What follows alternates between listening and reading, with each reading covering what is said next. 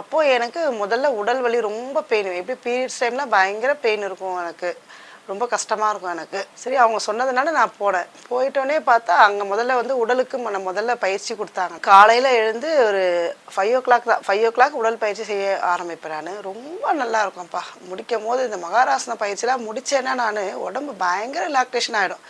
அப்படியே காலையில் பண்ணிட்டோம்னா நைட்டு ஒரு 10 மணிக்கு அந்த சுறுசுறுப்பு என் உடம்புல இருந்துக்கிட்டே இருக்கும். எனக்கு சோர்ந்தே போக மாட்டேன். இதே ஏதோ ஒரு நாள் நான் பண்ணலைன்னா சோர்வு அடையும். நல்லா நல்லா இருந்துச்சு. அடுத்த மாதம் வந்து நான் பீரியட்ஸ் ஆகும்போது பார்க்குறேன் அந்த பெயினே எனக்கு இல்லை.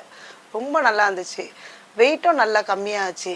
அதுக்கப்புறம் அகத்தாய்வு போனப்போ அகத்தாய்வு ரொம்ப ரொம்ப நல்லா இருந்துச்சு. கோவம் வரும், கோவம் வந்தால் கூட அப்புறம் நான் யோசிக்கிறேன், ஏன் நான் கோவப்பட்டேன், சின்ன தப்பு தானே பசங்க பண்ணாங்க, ஏன் கோவப்படுறேன்.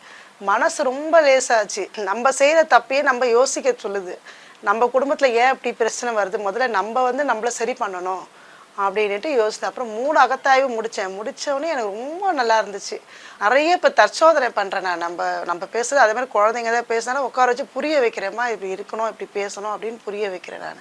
இந்த பக்குவம் எனக்கு வந்து இந்த மனவளக்கலை வந்து தான் வந்துச்சு. இதனால் வந்து மெயினாக குடும்பம் வந்து அமைதியாகுதுமா. மெயின் அதுதான். குடும்பம் வந்து அமைதியாயிட்டாவே எந்த ஒரு பிரச்சனையும் வந்து லேடிஸ் அமைதியாகணும், அப்புறம் குடும்பம் அமைதியாயிட்டாவே கண்டிப்பாக பிரச்சனை இருக்காது. பிரச்சனை வந்தால் நம்ம சமாளித்து வெளியே வந்துடுவோம். அந்த திறமை நம்மளுக்கு கண்டிப்பாக அந்த மனவளக்கலை எல்லாருக்கும் கொடுக்கும். மெயினாக லேடிஸ் வந்து கண்டிப்பாக அதுக்குள்ளே வரணும்.